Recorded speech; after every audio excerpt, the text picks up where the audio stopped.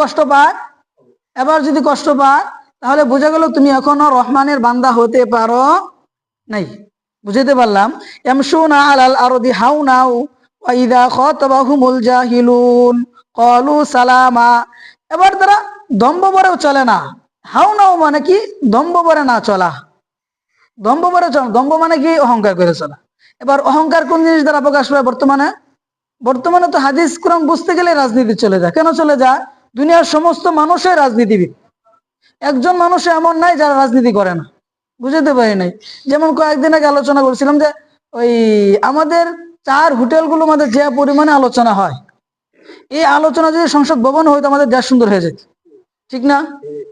আমাদের 4 হোটেলগুলোর মধ্যে যে পরিমাণে দেশ নিয়ে আলোচনা হয়, এই আলোচনাগুলো যদি সংসদ ভবনে হইতো আমাদের দেশটা কি হয়ে যেত? সুন্দর হয়ে যেত। কারণ 4 হোটেলগুলোর মাঝে যারা সত্য কথাটা উন্মুক্ত ভাবে বলতে পারে।